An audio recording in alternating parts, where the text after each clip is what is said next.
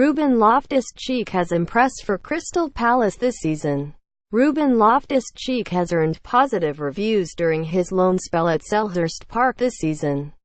Here, Nick Wright checks on the Chelsea youngster's progress ahead of Crystal Palace's meeting with Leicester City live on Sky Sports on Saturday. Crystal Palace climbed out of the bottom three with their late 2-1 win over Watford on Tuesday night. It was an important result which boosted their Premier League survival hopes. And it was also another valuable 90 minutes in what's proving to be a productive loan spell for Ruben Loftus-Cheek. The 21-year-old moved to Selhurst Park having made only 6 substitute appearances during Chelsea's title-winning campaign last year. But he has had no such difficulties establishing himself in South London, starting 12 of Palace's 17 games so far. The circumstances could hardly have been tougher. But he was a key figure for Frank de Boer and he enjoys the same status under Roy Hodgson.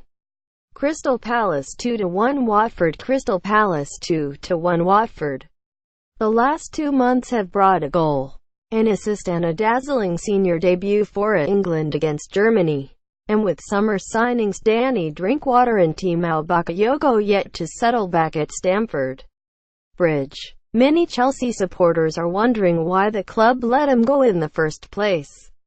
Chelsea will hope Loftus-Cheek's first run of regular first-team football serves them well in the future, and there have even been suggestions that he could be called back in January. But right now Palace are the ones feeling the benefits. Loftus-Cheek is enjoying the kind of opportunities he was not afforded by his boyhood club. The only question for Hodgson is whether he could be getting more from him. Loftus-Cheek's brilliant performance as England's number 10 against Germany, when he outshone Mesut Ozil to claim the Man of the Match award, was evidence of where he is most effective. But he has not started a game centrally for Palace since Hodgson's appointment. Instead, he has been moved to the flanks in a 4-4-2 formation. Against Watford, he was stationed on the left. It is not his natural position and there were moments when it showed. He lacked the defensive awareness to pick up right back Daryl Janmaat for Watford's opener. And he struggled to get involved in an attacking sense too. At halftime, only Christian Benteke had fewer touches. Ruben Loftus-Cheek had few chances to get on the ball in central areas. It was telling that his best moments came on the rare occasions he was able to get into central areas.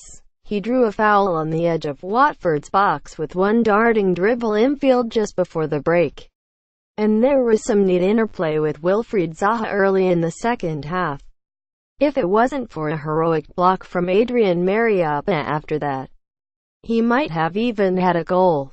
Playing in wide areas does allow Loftus-Cheek to showcase his one-on-one ability. He ranks among the Premier League's top players for successful dribbles this season with an average of 3.2 per 90 minutes, but it gives him fewer opportunities to pick the kind of defense-splitting passes which earned him so many plaudits at Wembley.